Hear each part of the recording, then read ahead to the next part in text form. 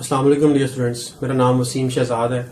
MPhil mathematics हूँ और हमारा आज का जो वीडियो का टॉपिक है वो है पायास 2018 एंड मैथ पोर्शन। इसमें पहले 15 क्वेश्चन हम पिछली वीडियो में कर चुके हैं।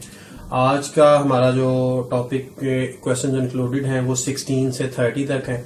तो क्वेश्चन 16, 17 सामने लिखे हैं। स्टार्ट करते हैं क्वेश्चन नंबर 16 से। Ninth term in the expansion of this is. Term का formula chapter number 8 first year में ये था NCR, A पावर इन दोनों का डिफरेंस और B की पावर में ये नीचे वाला नंबर होता है। ये टर्म का फॉर्मूला है। नाइन्थ टर्म है तो आपको 8+1 करना पड़ेगा। R की जगह 8 आ जाएगा। N की जगह जो पावर होती है टोटल 11 है। 11C 8 बनता है। A का मतलब है फर्स्ट टर्म, B का मतलब है सेकेंड टर्म। नेगेटिव साइन इसमें इंक्लूडेड है। ठीक है, तो N माइनस R 11 माइनस 8 होगा और ये B पावर 8 हो जाएगा। इसको सॉल्व करना है तो ये नाइन्थ टर्म मिल जाएगी। 11C 8 को सॉल्व करना है तो कैसे कैलकुलेट होगा? 11C 8 कॉम्बिनेशन का क्वेश्चन है। कॉम्बिनेशन को सॉल्व करने का इजी मेथड ये है कि 11C 8 अगर है तो इसे 11C 3 भी लिखा जा सकता है। 11C 8 और 11C 3 आपस में इक्वल होते हैं। ये हमने कॉम्बिनेशन में एक फॉर्मूला पढ़ा हुआ है, उसके मुताबिक फॉर्मूला मैं लिखता हूं NCR is equal to NC N minus R। Complementary combination इसे कहा जाता है। इसके मुताबिक अगर 11C 8 है तो इसे 11C 11 माइनस 8 यानी कि 11C 3 के बराबर लिखा जा सकता है। 11 से 3 को सॉल्व करना इजी है, इसलिए मैंने इसे 11C 3 के इक्वल लिख लिया, वरना जरूरत नहीं थी। आप डायरेक्टली 11C 8 अगर सॉल्व कर सकते हैं तो कर लीजिएगा। 1 ओवर y की पावर कितनी रह गई? 3 और x की पावर 8 है। नेगेटिव साइन खत्म हो जाएगा। 2 की पावर 8 है। 11C 3 को सॉल्व करें यानी कि 11 को आपने एक्सपेंड करना है 3 तक, 3 डिजिट्स तक। 11, 10 और 9 मल्टीप्लाई हो रहे हैं सारे मेंबर्स आपस में। 3 फैक्टोरियल नीचे आ जाएगा। 3, 2, 1 ये तरीका है। अगर 11C 8 करते तो 11 को 8 डिजिट्स ओपन करते, 11, 10, 9, 8, 7, जब तक 8 डिजिट पूरे ना हो। तो यहाँ पे 3 या 3 डिजिट पूरे की इजी हो गया हमारे लिए, नीचे भी 3 का फैक्टोरियल इजी हो गया। तो 1 ओवर y का बन जाएगा क्यूब। y का क्यूब इन तीनों में है। चलिए सॉल्व करना पड़ेगा मजीद। x पावर 8 ऊपर किस में है? 2 में है। इसका मतलब मजीद सॉल्व करना ही पड़ेगा। 2 पावर 8 है, इसे आप लिखा रहने दें। 256 होता है ये। कटिंग कर लें, 5 आ जाएगा। 3 3 9 आ जाएगा। नीचे 256 आ रहा है, ऊपर x पावर 8, नीचे y क्यूब। तो नीचे 256 वाली ऑप्शंस A है और B है, लेकिन A में x पावर 8 ऊपर है, इसमें नीचे है, इसमें ऊपर है, लिहाजा हमारा आंसर बनता है B। यानी मजीद हमें कैलकुलेशन करने की जरूरत नहीं है। कर ले तो यही आंसर आएगा। 11 इंटू 5 इंटू 3 करके देखें। 15 इंटू 11 165 डिवाइड बाय 256, तो आंसर वही बनता है। जितना शॉर्ट कर सकें आपको करना पड़ता है क्योंकि टाइम कम होता है, क्वेश्चन ज्यादा होते हैं। Consider sets A and B। 2 set A और B ले लिए हैं। फंक्शन है, हमें बताना है ये ऑन टू है, नॉट इनटू है, नॉट ऑन टू है या नॉट ऑन टू है, या 1 to 1 है या बाइजेक्टिव है। तो आप देखें ऑप्शन जो हमें सेट दिया हुआ है इसकी डोमेन पहले देखें, क्योंकि फंक्शन की डेफिनेशन जो फर्स्ट ईयर में हमने चैप्टर में पढ़ी हुई है 1 में 2 में, उसमें ये पढ़ा हुआ है कि इसके एलिमेंट जो पहले हैं यानी डोमेन इसकी वो A के बराबर होनी चाहिए। तो पहले एलिमेंट्स का सेट है 1 2 3 4, A के बराबर आती है डोमेन। दूसरी होती है कि पहले एलिमेंट्स में रेपिटेशन ना हो, तो 1 कहीं रिपीट नहीं हुआ, 2 3 4 कोई एलिमेंट पहला रिपीट नहीं हुआ। फंक्शन तो है।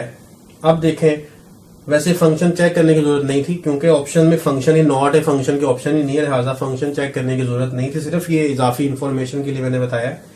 ऑन टू इनटू के लिए ये होता है कि जो सेकंड एलिमेंट सिर्फ इनको चेक करना होता है। Second elements x y z इसकी रेंज के बराबर है, यानी सेट B के बराबर है इसकी रेंज। अगर सेट B के बराबर है रेंज तो फिर ये ऑन टू भी हो सकता है, बाइजेक्टिव भी हो सकता है। ठीक है, लेकिन आप देखें इसमें रेपिटेशन है सेकंड एलिमेंट्स में। सेकंड एलिमेंट में x रिपीट हो रहा है। अगर x रिपीट हो रहा है, रेपिटेशन आ गई, तो ये बाइजेक्टिव नहीं हो सकता, क्योंकि बाइजेक्टिव तभी होता है जब 1 to 1 भी हो। 1 to 1 का मतलब है कि सेकंड एलिमेंट्स में रेपिटेशन ना हो, तो इसमें रेपिटेशन आ गई, लिहाजा 1 to 1 भी नहीं हो सकता, बाइजेक्टिव भी नहीं हो सकता। फिर एक ही ऑप्शन बनती है ऑन टू की, क्योंकि ऑन टू में रेंज उसके बी के बराबर होती है। अगर सबसेट होती तो फिर इन टू होता, यानी not onto, into हो सकता था वो, लिहाजा ये एक ही ऑप्शन बनती है ऑन टू।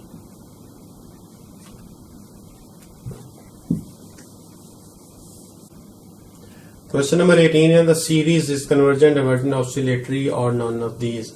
तो इसमें सीरीज है, आप देखें कि ऊपर 1 है, नीचे नंबर है और नंबर इंक्रीज होते जा रहे हैं, 1/3 या फिर 4 है, 4 है और 5 है। इसी तरह लास्ट में उसने एक अंदर से कोई टर्म दी है 1/n+2 into n+3 so on, ये इनफाइनाइट चलती जा रही है इन्फिनिटी तक सीरीज। तो अब सीरीज कन्वर्जेंट होती है डाइवर्जेंट, जिसका सम फाइंड आउट किया जा सकता है वो कन्वर्जेंट होती है, जिसका नहीं किया जाता वो डाइवर्जेंट होती है। दूसरा ये भी हम कह सकते हैं कि जो सीरीज में अगली टर्म बढ़ती जाए बढ़ती जाए बढ़ती जाए तो उसका मतलब वो डाइवर्जेंट ही है। जिसकी अगली टर्म छोटी होती जाए, मजीद छोटी होती जाए, हर टर्म पिछली वाली टर्म से छोटी होती जाएगी, तो फिर वो कन्वर्जेंट सीरीज होती है। ऑसिलेटरी का मतलब है प्लस माइनस ऑल्टरनेट साइन वाली सीरीज होती है। तो इसमें आप देख सकते हैं वाज़ेह तौर पे नजर आ रहा है कि नीचे नंबर बढ़ता जा रहा है। नीचे नंबर बढ़ने से क्या होता है, टर्म नंबर छोटा होता जाता है। 1/2 कितना होता है 0.5, 1/3 कितना होता है 0.3। तो नीचे नंबर बढ़ने से क्या होता है, जो रिजल्ट आ रहा है वो छोटा होता जा रहा है। 1/1 1 है, पहला आंसर नीचे नंबर 1 था तो 1 आया, नीचे 2 है, छोटा हो गया, नीचे बड़ा नंबर आया तो आंसर छोटा, नीचे नंबर बड़ा होता जाएगा, आंसर छोटा होता जाएगा। इसका मतलब है सीरीज रिड्यूस होती जा रही है हर टर्म इसकी, तो ये कन्वर्जेंट ही होगी। Volume of right circular cone with radius r and vertical height h, ये सिंपल फॉर्मूला ही पूछा हुआ है, डी ऑप्शन है। क्वेश्चन नंबर 20 है number of positive integers and where 2 से लेके 100 तक है, यानी 2 से 100 तक, और ऐसे नंबर हैं जो 2 और 3 और 5 पर डिवाइड नहीं होते, वो हमें बताने हैं कितने हैं। तो सबसे पहले डिविजिबल बाय 2 आप देख लें कितने होते हैं, 2 है, 4 है, 6 है, 100 तक। ये कितने बनते हैं तादाद में 50, आधे हो गए 50।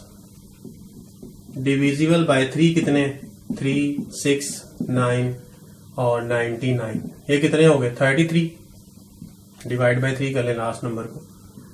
डिविजिबल बाय 5 ये कितने होंगे, 5 है, 10 है, 15 है, लास्ट में 100 भी डिवाइड हो रहा है, कितने आ गए ये 20।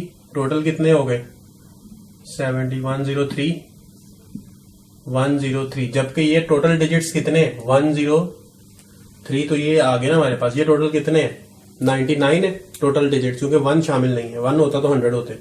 तो इसका मतलब है कि इसमें कुछ कॉमन एलिमेंट्स भी हैं, वो हमें निकालने पड़ेंगे। टोटल तो 99 है, जबकि ये divisible by 2, divisible by 3, divisible by 5, 103 बन रहे हैं। कुछ कॉमन भी हैं, जैसे कि 6 है, 2 पे डिवाइड हो रहा है, 100 है, 2 पे भी डिवाइड हो रहा है, इस तरह कॉमन है। तो कॉमन एलिमेंट्स देख लें, कॉमन 2 एंड 3 के जो कॉमन आते हैं वो 6 पे डिविजिबल होंगे, 6 है, 12 है, 18 है, और लास्ट में चले जाएं 96, कितने आ गए ये डिविजिबल बाय 6, 16 होंगे।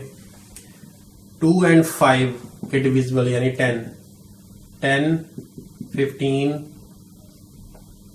20, ये 10 पे जो डिवाइड हो रहे हैं, वो 10 का मतलब है 2 और 5 दोनों पे डिवाइड हो रहे हैं। कॉमन एलिमेंट ढूंढ रहा हूं मैं 2 और 5 के, 2 और 3 के कॉमन 16 निकले हैं, 2 और 5 के कॉमन निकाल रहे हैं, तो कितने आएंगे 10 पे डिवाइड करेंगे 10।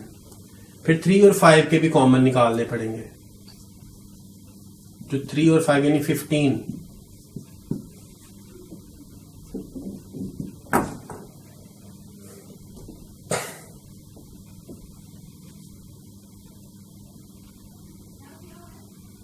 थ्री और 5 के जो कॉमन एलिमेंट्स हैं वो मैंने लिख दिए हैं, वो बनते हैं टोटल 6।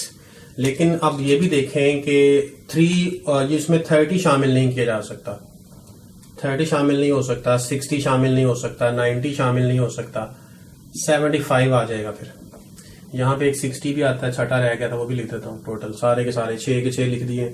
6 में से ये 3 शामिल इसलिए नहीं किए कि 2 और 5 पे डिवाइड ऑलरेडी हो चुके हैं। 2 5 पे डिवाइड यानी 2 इंटू 5 10 बनता है। 10 के मल्टीपल्स में हमने 30 यहां काउंट कर लिया हुआ है, 60 भी इसमें काउंट हो गया हुआ है, 90 भी इसमें काउंट हो गया हुआ है, लिहाजा ये 3 इसमें काउंट नहीं होंगे, तो बाकी 3 हम काउंट करेंगे जो बाकी रहते हैं। तो ये कितने बनते हैं फिर 29 बनते हैं। अब 103 में से आपने ये 29 माइनस करने हैं, ताकि ये टोटल थे, कॉमन जो रिपीट हो चुके थे वो उसमें से माइनस करने जरूरी है, वो माइनस करते हैं तो 4 आ जाएगा और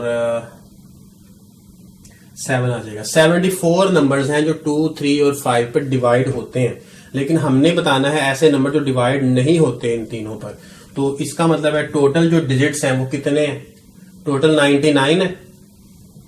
2 से लेके 100 तक 99 बनते हैं, तो 99 में से 74 आपने माइनस करने हैं। तो 9 में से 4 माइनस करें 5, 9 में से 7 माइनस करें 2, तो 25 बनते हैं ये। ठीक है, नेक्स्ट क्वेश्चन है क्वेश्चन नंबर 21।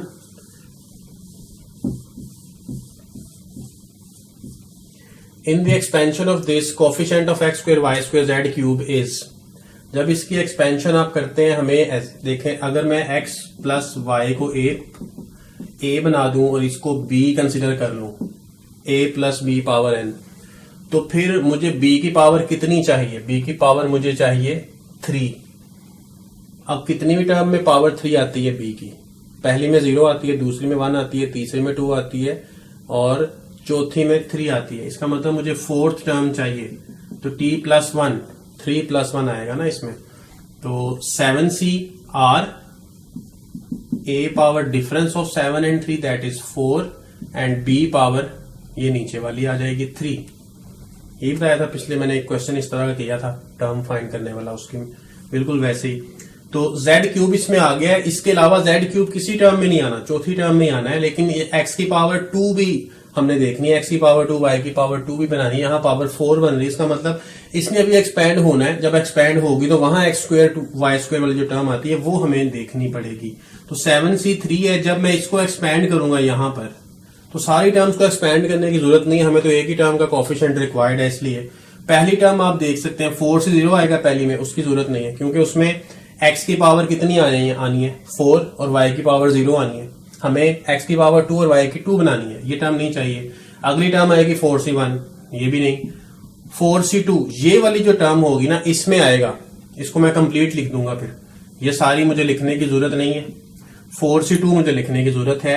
x की पावर इसमें इन दोनों का डिफरेंस बनेगा, y की पावर नीचे वाली x स्क्वायर y स्क्वायर वाली टर्म भी इसमें आ गई। इसके बाद नेक्स्ट टर्म आनी है 4c3 और उसके बाद नेक्स्ट टर्म आनी है 4c4, ये भी मुझे रिक्वायर्ड नहीं है और ये मैंने कॉमन टेक किया हुआ है इसमें से z क्यूब बाहर था, 7c3 बाहर था, इसके अंदर इसको एक्सपैंड करना था तो ये भी टर्म आनी थी, ये भी आनी थी, ये 5 टर्म्स आनी थी, क्योंकि पावर 4 है तो एक टर्म ज्यादा आती है हमेशा पावर से, ये भी आपको पता है। तो ये वाली टर्म हमें चाहिए थी, तो सिर्फ इसी के कोफिशिएंट चाहिए।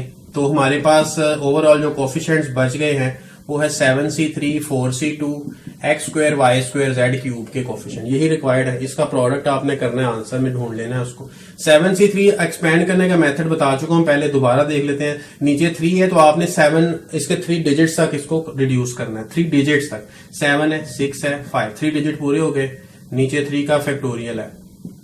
4c2 है तो 4 को आपने एक्सपेंड करना है 2 डिजिट्स तक, ये 2 डिजिट पूरे हो गए, नीचे 2 का फैक्टोरियल है। आगे x को इसको लिखने की जरूरत नहीं है, कोफिशिएंट ही फाइंड करना था हमने। तो कटिंग कर लेते हैं, ये 3 की कटिंग इससे हो जाएगी, ये 2 इंटू 2 4 है, इस 4 से कैंसिल कर दें, जो बाकी बच गया इसका प्रोडक्ट आंसर है 30 इंटू 7 210 बनता है। ये इसका रिजल्ट है।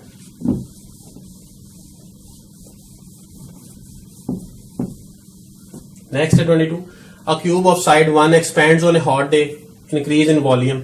इंक्रीज इन वॉल्यूम है तो आपने क्या करना है, वॉल्यूम का फॉर्मूला लिखना है। ये वॉल्यूम का फॉर्मूला है, इसका डिफरेंशियल टेक करें बोथ साइड्स, 3 स्क्वायर। ये इंक्रीज इन वॉल्यूम है, इंक्रीज इन साइड है। हमें क्या करना है, इंक्रीज इन वॉल्यूम चेक करना है। तो 3 इंटू एक्स की वैल्यू कितनी है, जो साइड की लेंथ हमें दी गई है वो x है।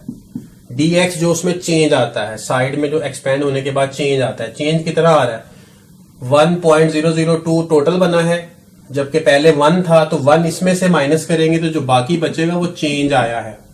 ये तो चेंज आने के बाद की टोटल वैल्यू है, तो हमें चेंज लिखना था सिर्फ। तो इसको मल्टीप्लाई कर ले 0.006 आता है, ये आंसर है। ठीक है, नेक्स्ट क्वेश्चन। क्वेश्चन नंबर 23 है सोल्यूशन ऑफ सिस्टम। इसमें देखें तो 2x plus y is equal to 4 है और 4x plus 2y is equal to 8 है। अगर फर्स्ट इक्वेशन को 2 से मल्टीप्लाई करते हैं वो सेकंड इक्वेशन के बराबर आ जाती है। जब भी एक इक्वेशन दूसरी का मल्टीपल होती है तो फिर सोल्यूशन फाइंड करने की जरूरत नहीं होती, उसमें infinitely many solutions directly result आ जाता है।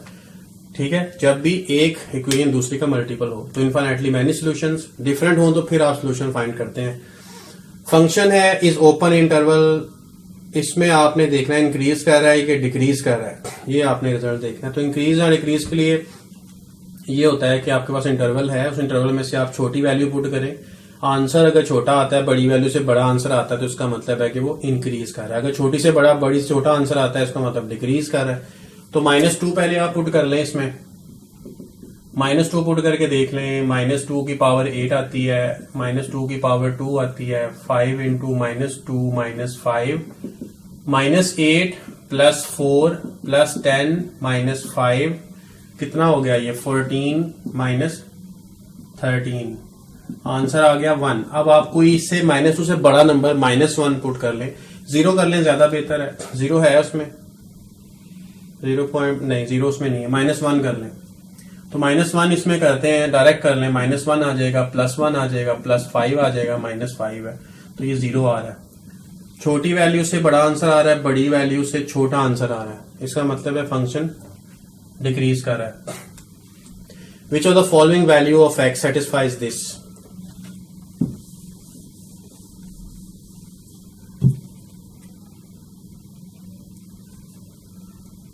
फाइव पावर 2x -1 है, 2 पावर x है, लॉग टेक कर लें बोथ साइड्स। इसी स्टेप में लिख देते हैं कौन सा हम क्वेश्चन को सॉल्व कर रहे हैं, एमसीक्यू ही है।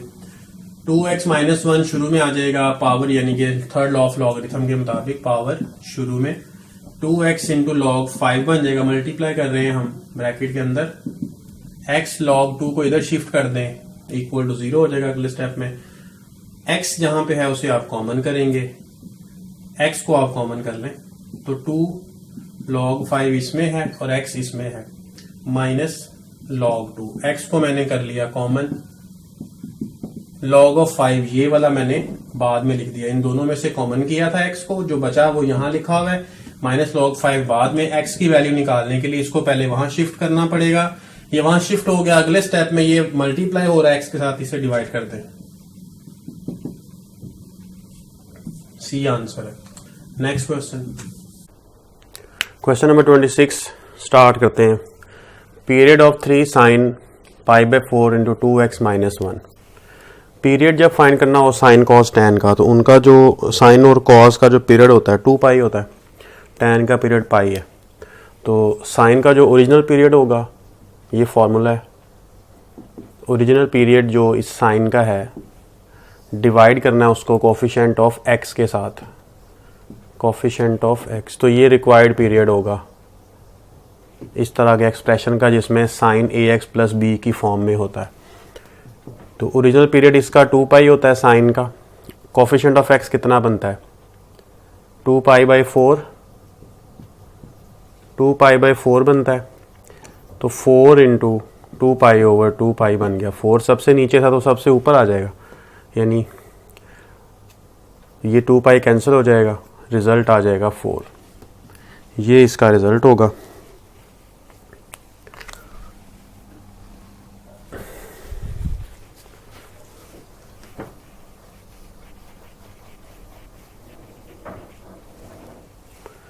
Next question number 27, the slope of tangent line to graph of this at 1 1। Function हमें दिया हुआ है, इस पे slope of tangent line find करनी है। Slope of tangent line dy/dx निकालना पड़ेगा। dy/dx में ये पॉइंट पुट कर देंगे, स्लोप मिल जाएगी।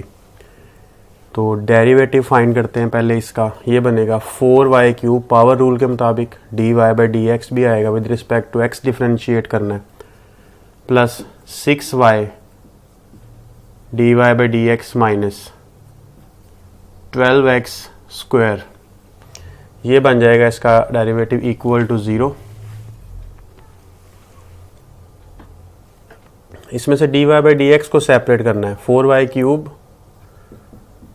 प्लस 6y कॉमन टेक कर लिया पहली दो टर्म्स में से, 12x स्क्वायर को राइट साइड पे शिफ्ट कर दें, dy by d x equal to 12x square, ये डिवाइड हो जाएगा 4y क्यूब प्लस 6y। इसमें अब वैल्यू पुट करेंगे पॉइंट की, पॉइंट क्या था 1 1, यही स्लोप होगी 1 1। जब पुट करेंगे x की जगह 1 आ जाएगा, y की जगह 1, तो एक्स वाई वेरिएबल ख़त्म हो जाएंगे। 12 बाय 10, इनकी कैंसिलेशन कर लें, 6/5, तो ये बी आंसर बनता है इसका। क्वेश्चन नंबर 28 को देख लें। अब क्वेश्चन नंबर 28 में है length of parallel sides of a trapezium are 20 and 30। Trapezium की साइड्स हैं, इनकी लेंथ 20 है और 30 है, और शॉर्टर साइड जो है उसकी लेंथ 5 है, यानी दोनों के दरमियान जो परपेंडिकुलर साइड होती है उसकी लेंथ हमें गिवन है 5। इसके एरिया का फॉर्मूला क्या होता है? एरिया ऑफ ट्रेपेजियम का 1/2 sum of parallel sides multiply by perpendicular, जो परपेंडिकुलर दोनों लाइंस के दोनों साइड्स के दरमियान में। 1/2 सम इनका कर लें, 20 प्लस 30 50 हो जाएगा, परपेंडिकुलर 5 है, तो 25 इंटू 5 125 रिजल्ट आ जाएगा। Question number 29, the volume V of a cylinder of radius R and length H is V is equal to pi R square H। ये वॉल्यूम गिवन है। सिलेंडर एक पाइप को कहा जाता है, पाइप में एक गोलाई होगी, उसका रेडियस गिवन है हमें और लेंथ उसकी गिवन है, तो V is equal to pi R square H। There is possibility of maximum error of 0.02। इसमें एरर दिया हुआ है वॉल्यूम का, volume V of a cylinder in each measurement of R and H। R और H में जो error आएगा वो हमें गिवन है, और मैक्सिमम एरर V का हमें कैलकुलेट करना है, जबकि R 1 है और H की वैल्यू भी 1 है, और लेस देन और इक्वल टू ऑप्शंस हैं, इसके इक्वल हो या इससे लेस हो, इससे ग्रेटर ना हो। इसके इक्वल हो सकती है, इससे लेस हो सकती है वैल्यू, इससे ग्रेटर ना हो। तो ये 4 ऑप्शंस हैं। तो वॉल्यूम V है, जब भी हमने एरर चेक करना हो या चेंज चेक करना हो, जैसे पहले भी एक क्वेश्चन में हमने किया था, तो हम डिफरेंशियल टेक करते हैं बोथ साइड्स। पाई इसमें कांस्टेंट है, तो डिफरेंशियल होगा R स्क्वायर इंटू H का। यहाँ पे प्रोडक्ट रूल अप्लाई होना है। पहले R स्क्वायर को शुरू में कर लेते हैं, DH प्लस, अब H को शुरू में कर लेते हैं और D R स्क्वायर पे अप्लाई हो जाएगा। R square DH as it is है, H D R स्क्वायर में जब अप्लाई होगा डिफरेंशियल ऑफ R स्क्वायर, तो ये बनेगा 2R dr। यहाँ पे है dv। इसमें अब वैल्यूज लगाएंगे जो हमें गिवन है। हमें वैल्यू गिवन है r की 1 और h की भी 1 लगा दें, r की, h की भी 1 लगानी है, और dh यानी जो एरर इन h आया था, एरर h में और r में दोनों में 0.02 है, इसे 0.02 लगा लें, ये 1 है, r की वैल्यू 1 है, ये भी 0.02 गिवन है। 0.02 प्लस 0.04, ये बन गया 0.06 पाई। ये एरर इन वॉल्यूम आ रहा है। ऑप्शन में 1/10 है, ये कितना होता है? 1/10 होता है 0.1, 1/20 0.05, 1/30 0.03, 3/4 0.07 के करीब है ये। तो ये वॉल्यूम आया 0.06। इक्वल और लेस हमें ऑप्शन सेलेक्ट करनी है, जो लेस हो या इक्वल हो। तो लेस और इक्वल, ये भी लेस है, ये भी लेस है, 0.06 है, ये भी लेस है।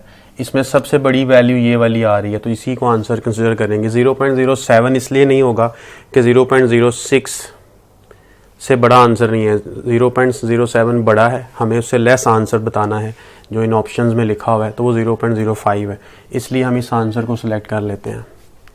बाकी भी इसमें आते हैं इस कैटेगरी में, लेकिन इक्वालिटी के ज़्यादा करीब ये वाला है, इसलिए ये वाला आंसर होगा। 0.07 इक्वालिटी से बड़ा है, वो टेक ही नहीं हो सकता। नेक्स्ट क्वेश्चन है क्वेश्चन नंबर 30। इसमें एक वर्ड लिखा हुआ है, इसकी अरेंजमेंट्स लेटर्स की करते हुए नए वर्ड्स बनाने हैं। तो नए वर्ड्स कितने बन सकते हैं ये हमें बताना है। वर्ड है तैलाहस्सी। ये एक फ्लोरिडा, अमेरिका की जो रियासत है फ्लोरिडा, उसका एक शहर है, उसका नाम है तैलाहस्सी। उसमें हमने क्या करना है, इसके लेटर्स की अरेंजमेंट करनी। कितने लेटर्स हैं? 1 2 3 4 5 6 7 8 9 10 11 लेटर्स हैं। तो टोटल लेटर्स हो गए 11। दो मेथड से ये सॉल्व हो सकता है। एक तो ये कि इसमें से आप सारे ए को निकाल दें, जितने भी ए हैं उसको छोड़ दें, बाकी हमारे पास लेटर बचेंगे। ये सारा कुछ लिखने की ज़रूरत नहीं पड़ती है, सिर्फ तफसील को समझाने के लिए। एमसीक्यू करते वक्त सारा लिखने की कोई ज़रूरत नहीं है। तो लेटर्स ये जहन में खुद ही आ जाता है कि 11 में से जब 3 ए निकाल देंगे, ये वाले ए 3 है, इसको निकाल देंगे तो बाकी 8 ही लेटर बचेंगे। 8 लेटर हो गए। अब जो 8 लेटर हैं इनकी हम अरेंजमेंट पहले चेक करते हैं। 8 अरेंजमेंट कैसे होंगी? 8 फैक्टोरियल, टोटल 8 हैं लेटर्स। इसमें जो रिपीट हो रहे हैं उनके फैक्टोरियल से हमने डिवाइड करना है। रिपीट हो रहे हैं 2 एल हैं, इसके लिए 2 फैक्टोरियल आएगा। उसके बाद एस 2 हैं, इसके लिए भी एक 2 फैक्टोरियल आएगा। ई 2 हैं, इसके लिए भी एक 2 फैक्टोरियल आएगा। अगर ई 3 होते हैं तो नीचे 3 फैक्टोरियल आ जाता है। ई 4 होते हैं, या कोई भी एलिमेंट, कोई भी लेटर इसमें से जितनी बार है उतना फैक्टोरियल आएगा। ठीक है, ये सारे 2-2 बार थे, इसलिए 2 फैक्टोरियल आए हैं सारे। टी 1 टाइम्स है, 1 फैक्टोरियल लिखें ना लिखें एक ही बात है। उसके अलावा एच 1 टाइम्स है, 1 फैक्टोरियल लिखें ना लिखें डिवाइड में एक ही बात है। टोटल नंबर ऊपर ए को निकाल कर बाकी 8 हैं। ठीक है, और जो बाकी बच गए थे जिनकी रेपिटेशन आ रही है उसमें एक एल है, 2 है, 2 फैक्टोरियल, एस और ई के 2 फैक्टोरियल्स, ये ए के बगैर हैं। अब देखें, अगर हमने ए इसमें से निकाल दिया, ए को यूज़ तो करना था, निकाल दिया तो उसमें कोई ना कोई तो फ़र्क आ गया। वो फ़र्क हमने अभी पूरा करना है। वो कैसे करेंगे? जब हम ए निकाल देते हैं तो बाकी 8 लेटर्स हैं, 1 2 3 4 5 6 7 और 8। अब इसमें कुछ पोजीशंस है जहाँ पे ए लगाए जा सकते हैं ताकि वो ए साथ ना आए, क्योंकि लिखा हुआ है नो टू एज एडजेसेंट। सिर्फ इसकी वजह से थोड़ी सी मेहनत करनी पड़ी, वरना हम डिवाइड बाय 3 फैक्टोरियल करते थे। 11 फैक्टोरियल ऊपर आता तो नीचे बाकी सारी रेपिटेशंस के फैक्टोरियल आ जाते और आंसर बन जाता। लेकिन 2 ए इकट्ठे नहीं करने, जिसकी वजह से हमें ये काम करना पड़ेगा कि यहाँ पे ए रखा जा सकता है 1 से पहले, 1 2 के दरमियान में, इसके दरमियान इधर ए रखा जा सकता है, इधर भी, ये भी एक प्लेस है और ये भी एक प्लेस है। कितनी प्लेसेस हो गई? 1 2 3 4 5 6 7 8 और 9 प्लेसेस हो गई। 9 प्लेसेस हैं, 3 ए हैं हमारे पास। तो अगर ए यहाँ रख लें, यहाँ रख लें और यहाँ रख लें, यहाँ जो बॉक्सेस हैं उनको खाली रहने दें, तो फिर ये सारे लेटर्स एज इट इज़ आपस में अरेंजमेंट में आएंगे। 3 ए सिर्फ यहाँ पे आ जाएं, यहाँ पे ऐसा हो कि इस जगह पे ए ना हो, 3 ए यहाँ पे आ जाए, या इस जगह पे ना हो, 1 ए इधर आ जाए, 2 वहाँ पे आ जाए, तब भी एडजेसेंट नहीं होंगे। यहाँ आखिरी 3 में ए आ जाए, एडजेसेंट नहीं होंगे। यहाँ पहले 2 में और 1 आखिरी में आ जाए, या पहले 2 में और 1 सेकंड लास्ट में। इस तरह से काफ़ी सारी अरेंजमेंट्स बनाई जा सकती हैं। उनको कैलकुलेट करने का मेथड ये है कि हम इसमें 9C3 कर दें। तो ये ए की अरेंजमेंट्स के लिए जो कि नॉन एडजेसेंट ए हैं, प्लेसेस मैंने मेंशन कर दी हैं, इन प्लेसेस पर लाने के लिए ए को 9C3 पैटर्न्स बनते हैं, 9C3 वेज हैं। इस वजह से 9C3 से मल्टीप्लाई कर देंगे इन बाकी लेटर्स की अरेंजमेंट को। ठीक है, तो अब इसका जो रिज़ल्ट है वो बना लेते हैं। 8 फैक्टोरियल